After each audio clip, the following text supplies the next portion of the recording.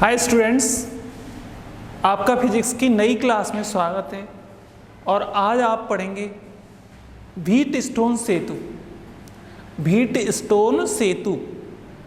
Stone bridge. बेटा ये है ना आपका एक बहुत अच्छा टॉपिक है व्हीट स्टोन सेतु, और ये किरचॉफ के नियम से आगे वाला है। आपने पहले पढ़े थे किरचॉफ के नियम। हाँ, एक और क्वेश्चन पूछा जाता है इसमें कि किरचॉफ के नियम, पहला नियम किस पर आधारित है। किरचॉफ का पहला नियम है ना वो मतलब जैसे संरक्षण होते हैं तो वो आवेश संरक्षण के नियम पर आधारित है, क्योंकि जितनी धारा उससे उस संधि पर आ रही है उतनी धारा वहाँ से जा रही है। तो यानी जितना आवेश आ रहा है उतना ही आवेश वहाँ से बाहर जा रहा है। तो वो कौन सा नियम है बताओ? ऊर्जा संरक्षण न कह के उसका आवेश संरक्षण के नियम पर आधारित है। जबकि दूसरा नियम जो होता है विभव, जो ऊर्जा का रूप होता है, वो ऊर्जा संरक्षण के नियम पर आधारित है।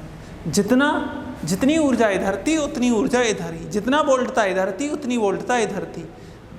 वोल्टता विद्युत वाहक बलों के यानी वोल्टता ही होती है, वो भी वोल्टता, इसका मतलब ऊर्जा।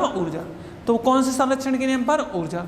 यानी किरचॉफ का द्वितीय नियम ऊर्जा संरक्षण के नियम पर आधारित है, किरचॉफ का प्रथम नियम आवेश संरक्षण के नियम पर आधारित है। ऐसे पूछा जा सकता है कि ये कौन से संरक्षण के नियम पर आधारित है।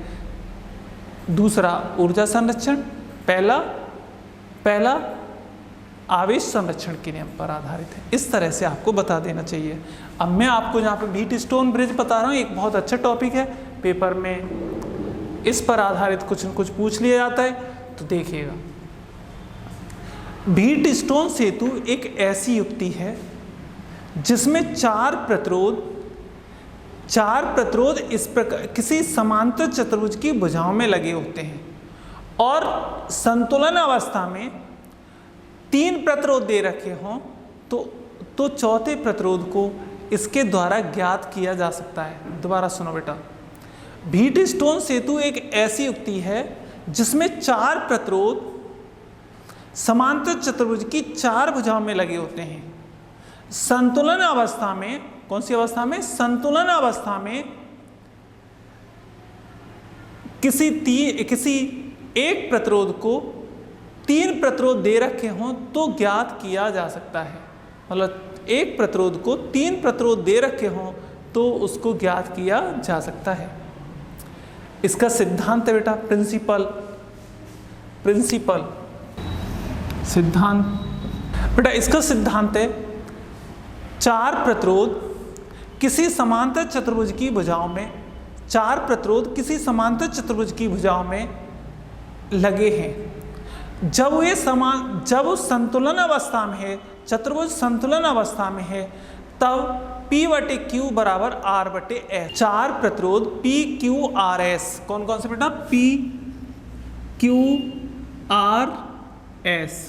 NCERT पढ़ते हैं ना आप, तो उसमें R1, R2, R3, R4, R1, R2, R3, R4 चतुर्भुज की चार भुजाओं में लगे होते हैं। वैसे हम कौन से बता रहे हैं बताओ? PQRS किसी समांतर चतुर्भुज की चार भुजाओं में लगे हैं।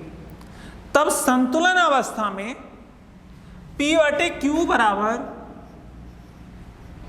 R/S। संतुलन अवस्था में P/Q बराबर R/S, ये संतुलन अवस्था में बेटा। अब आपको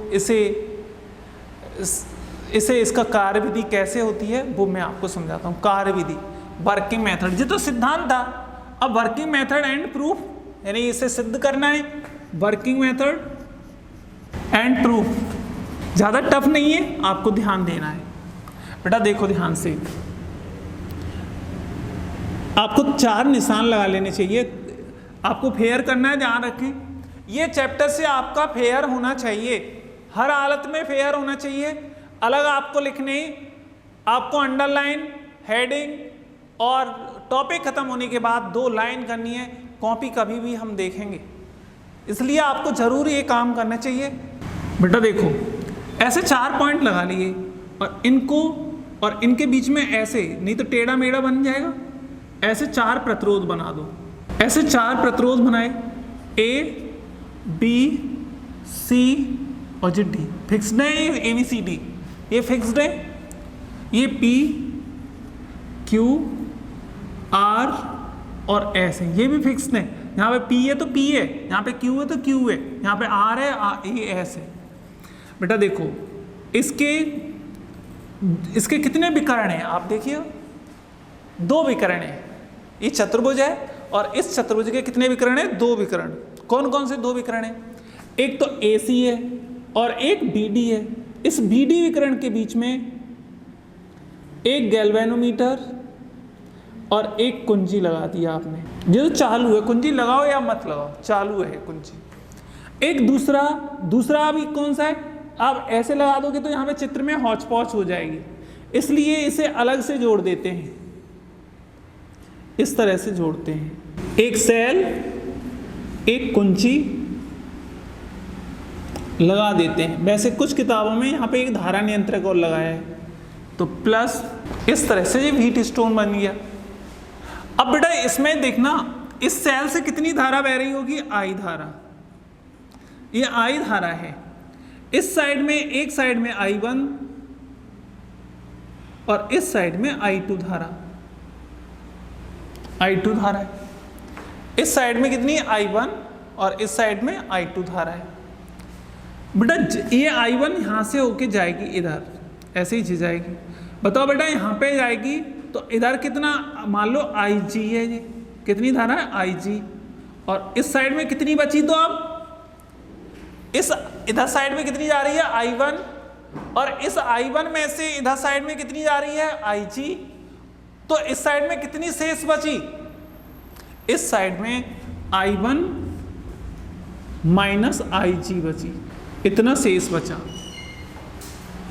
इसके बाद बेटा आप देखो, इधर साइड में कितनी धारा आ रही है? IG। इस साइड में कितनी आ रही है? I2। तो यहाँ पे कितनी धारा होगी? I2 plus IG। इस साइड में जो बहने वाली धारा हो गई I2 प्लस IG। अब बस ये धारा है ना, इधर होके इस पे मिलेंगे और इधर से I धारा ही आएगी। भाई कुल धारा एक बार पे सुन लो बेटा, कुल धारा कितनी है? I धारा। और वो I धारा A पर कितने भागों में बट गई? 2 भागों में। कौन कौन से में? I1 और I2 में। जो I1 धारा जा रही है वो भी 2 भागों में बट रही है यहाँ पे, एक तो IG में और एक दूसरी साइड में, इसमें IG जा रही है। गैल्वेनोमीटर, G का मतलब गैल्वेनोमीटर, धारा मापी। ये फिजिक्स में सबसे ज्यादा इज्जत से लिया जाता है शब्द, धारा मापी G, सबसे इज्जत से। G लगा दें तो इज्जत होती है ना। धारा मापी G, धारा मापी G लगाएंगे, जब भी लिखेंगे धारा मापी G, धारा मापी G, है ना, लिखना पड़ेगा। तो बताओ बेटा ये धारा मापी G है और इसको, इसमें जो धारा बह रही है वो कितनी है बताओ? IG है। बेटा दूसरा, इस साइड में कितनी धारा जाएगी? इस साइड में धारा जब जाएगी ना, I1 माइनस IG रह जाएगी। भाई I1 में से IG तो इधर चला गया, तो शेष कितनी बची? I1 minus IG। बताओ बेटा ये धारा यहाँ होके कहाँ पे आ चुकी है? D पर। तो एक IG आ रही है और इधर से कितनी आ रही है? I2 आ रही है। तो कुल धारा कितनी हो गई इसमें? I2 प्लस IG हो गया। इस तरह से ये चित्र है। इसकी चित्र की थ्योरी कैसे लिखेंगे? माना कि एक समांतर चतुर्भुज ABCD है। AB भुजा में P, BC भुजा में Q, AD भुजा में R और DC भुजा में S प्रतिरोध लगे हैं। इसके 2 विकर्ण AC और BD हैं। AC विकर्ण के बीच एक सेल और एक कुंजी जोड़ देते हैं, जबकि BD विकर्ण के बीच एक धारामापी G और एक कुंजी जोड़ देते हैं। एक कुंजी जोड़ देते हैं बेटा, इस तरह से आपको बताना है। अब कुंजी K को ऑन कर देते हैं। तो परिपथ में आई धारा बहने लगती है। कुंजी के, अब वर्किंग मेथड में बताएंगे, कुंजी के को ऑन कर देते हैं। कुंजी पहले किसमें, कंस्ट्रक्शन में चित्र का वर्णन, अब कुंजी के को क्या कर दिया, ऑन कर देते हैं, तो परिपथ में आई धारा बहने लगती है। AB दिशा में I1 और AD दिशा में I2 धारा बहती है। देखना बेटा, AB दिशा में I1 और AD दिशा में I2 धारा बहती है। इन प्रतिरोधों का संतुलन इस प्रकार करते हैं, इन प्रतिरोधों का संतुलन इस प्रकार करते हैं कि BD के बीच कोई धारा न बहे, यानी धारा मापी में कोई विक्षेप ना है। इन प्रतिरोधों में संतुलन इस प्रकार करते हैं कि BD विकर्ण में कोई धारा न बहे, अर्थात धारा मापी में कोई विक्षेप ना आए। इसे संतुलन अवस्था, हीट स्टोन की संतुलन अवस्था कहते हैं। कौन सी अवस्था कहते हैं बेटा, हीट स्टोन की संतुलन अवस्था। अब आपसे केवल इतना ही पूछा जाए, हीट स्टोन की संतुलन अवस्था किसे कहते हैं, तो हीट स्टोन की वह अवस्था जिसमें विकर्ण BD में लगे धारामापी में विक्षेप शून्य हो, यानी कोई धारा ना बहे, तो बेटा सुई कहाँ पे होगी वहाँ की, जब धारामापी G की सुई कहाँ पे होगी, 0 पे। धारामापी में कोई धारा ना हो तो इसे व्हीट स्टोन की संतुलन अवस्था कहते हैं। व्हीट स्टोन सेतु की कौन सी अवस्था, संतुलन अवस्था। इस स्थिति में Ig बराबर कितना होता है बेटा, 0 होता है।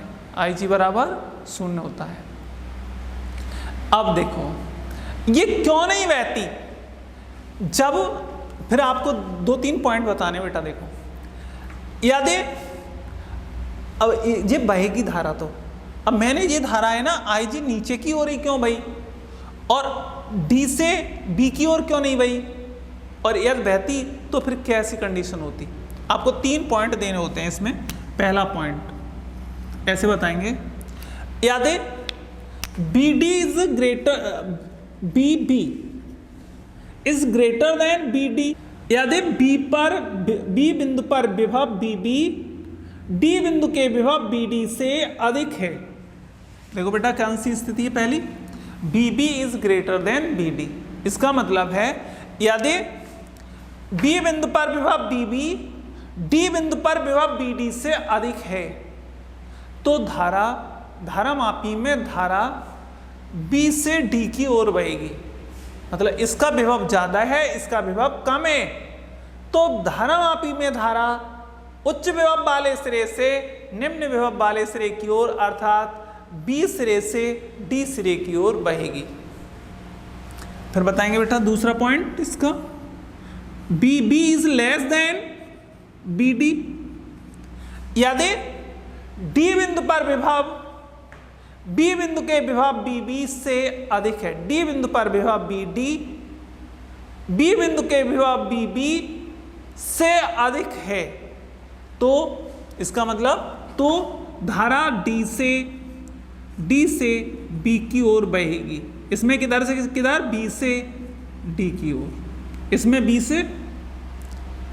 तीसरा पॉइंट देंगे, यदि BB is equal to BD, दोनों सिरों पर विभव समान है। ये तो वो कंडीशन हो गई बेटा, ध्यान दो। तुमने एक बैटरी है तुम्हारे घर पे, तुम मेरे हिसाब से सभी स्टूडेंट के यहाँ पर इन्वर्टर है आजकल। पैसे वाड़े हैं ना, इस वजह से हो सकता है आप पैसे वाड़े हो, है ना, तो आपके यहाँ इन्वर्टर है 90% के घर पे, और 10% अभी हम जैसे गरीब है तो उनके यहाँ इन्वर्टर नहीं होगा। वो तो बेचारे नहीं कर पाएंगे प्रैक्टिकल, लेकिन उनके पास जाके तो देख सकते हैं जो पैसे वाड़े। आपके घर पे इन्वर्टर है और आपने एक तार लिया और इन्वर्टर काम कर रहा है तब, और एक तार लिया और तार के उसकी दोनों टर्मिनल टच कर दोगे, तब लाइट चली जाएगी घर की, बल्ब बंद हो जाएगा उस समय। और आप सोच रहे होंगे तब तो बहुत तेज स्पार्किंग होगी, तो मैं ये नहीं कह रहा आप चिपकाए पड़े रहिए वहाँ से, है ना। जैसे ही आपने वो टच करा ना, तुरंत हटा देना है। उस समय बल्ब बंद हो जाएगा। क्यों हो जाएगा? कि जिस समय आपने दोनों बैटरी के दोनों टर्मिनल्स को एक तार से टच करा था, उस समय दोनों टर्मिनल्स के विभव कैसे हो गए? समान, और धारा का मान 0, इसलिए बल्ब बंद हो गया था। ऐसे ही इस अवस्था में जब इसका विभव इसके विभव के बराबर है तो परिपथ में कोई धारा नहीं होगी, और इस अवस्था में IG बराबर कितना होगा? धारामापी में धारा, धारामापी G में धारा 0 होगी। इसे व्हीटस्टोन की संतुलन अवस्था कहते हैं बेटा। कौन सी अवस्था? व्हीटस्टोन की संतुलन अवस्था। ये बातें आपको बतानी। कितने पॉइंट बताओ बेटा? पहला, दूसरा, ये तीसरा। इस पे विभव ज़्यादा बता दियो एक बार, इस पे कम। तो धारा है ना उच्च विभव वाले श्रेय से निम्न विभव वाले श्रेय की हो, और जब BB को आप छोटा बता देंगे, BD को ज़्यादा बता देंगे, तो धारा है ना इधर से इधर बहेगी, और फिर दोनों को बराबर बता देंगे तो कोई धारा नहीं बहेगी, क्योंकि विभवांतर ही नहीं है। अब तो विभव भी 0 हो गया ना। इसमें विभवांतर है, एक ज़्यादा एक कम, एक ज़्यादा एक कम। इस तरह से इनमें विभवांतर है, इसमें कोई विभवांतर नहीं है, इसलिए धारामापी G में कोई धारा नहीं होगी। बेटा फिर देखो आगे, याद है BB बराबर कितना हो गया? BD। IG बराबर कितना? 0। जब IG बराबर 0 हो जाए तो आप क्या करेंगे? यहाँ पे देखो ऐसा करना है इस जगह पर कि जब अब आप बताएंगे AB के बीच विभवांतर, बहुत ध्यान से, AB AD B के बीच विभवांतर, उपरोक्त दोनों से समान विभवांतर की अवस्था में इससे बेटा ये कट जाएगा, तो कितना रह गया? देखो BB बराबर BD, BB बराबर कितना? BD। समान विभवांतर की अवस्था में BB है ना किसके बराबर हो जाएगा? BD के, है ना। तो इसका मतलब जब ये बराबर हैं तो BB बराबर BD है ना, इनको कहाँ ले जाओगे? इनको तो रखोगे ना आप, इनको ऐसे जोड़ने पर या आपस में घटाने पर। अब जब ये बराबर हैं तो देखो इनको बराबर रख दिया और इनको भी तो बराबर रखो ना फिर, तो ये कितना हो जाएगा? PI1 बराबर PI2। PI2 कहाँ आए? इसमें आ रहे, ये समीकरण 1।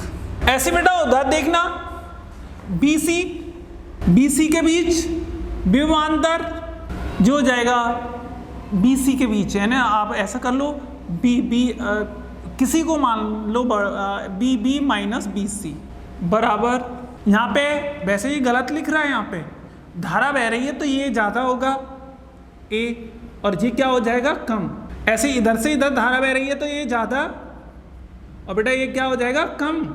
ऐसे बेटा यहाँ पे ये A लिखना, ये यहाँ पे B लिखना, यहाँ पे A, यहाँ पर B। वैसे वो सही था, लेकिन तरीके से लिखे विभवांतर मतलब ज़्यादा में से कम घटाए ना, तो ज़्यादा विभव धारा इधर से ऊपर से ऐसे बह रही है ना, ऐसे ही इधर में धारा नीचे की ओर बह रही है ना, जो उच्च विभव वाले श्रेय से निम्न विभव वाले श्रेय की ओर, ऐसे लिख सकते हो, ये कट गए। ऐसे ही धारा उच्च विभव वाले श्रेय से निम्न B से C की ओर बह रही है, तो ये ऐसे ही देखना कितना? QI1 minus G, I1 minus IG। ऐसे ही देखना दूसरा, AD के बीच विभवांतर, तो जो हो जाएगा AD नहीं है यहाँ पे, DC, तो जी कितना हो जाएगा? BD माइनस BC बराबर कितना? देखो जो हो जाएगा R S और I2 माइनस IG। ये इन्हें हम देखना, लेकिन इसका विभवांतर उसके विभवांतर के बराबर है तब संतुलन अवस्था होती है। ध्यान रखना, संतुलन अवस्था में ये यहाँ से कट गया। BB बराबर कितना? BD के, यहाँ पे भी BB बराबर BD, यहाँ पर भी BB बराबर BD है, तो ये संख्याएं देखना, QI1 माइनस IG बराबर SI2 माइनस IG। बेटा इसमें से हम, लेकिन IG संतुलन अवस्था में कोई धारा नहीं होती ना, लेकिन IG बराबर कितना? IG बराबर 0, तब ये कितना हो जाएगा? 0 हो जाएगा। तो QI1 बराबर एस आई टू। समीकरण नंबर 2। अब बस सिंपल सा समीकरण 1 बटे समीकरण 2 कर दो। Equation first divide by equation 2 कितना हो जाएगा, क्यू आई वन बटे पी आई वन। ऐसा करो 1 बटे 2 कर रहे हैं ना, तो पी आई वन बटे क्यू आई वन बराबर आर आई टू बटे एस आई टू। इससे आई वन से आई वन, आई टू से आई टू, कितना बचा बेटा, P बटे Q बराबर R बटे एस। यही व्हीटस्टोन सेतु का सिद्धांत है। देखो ये P बटे Q बराबर R बटे एस।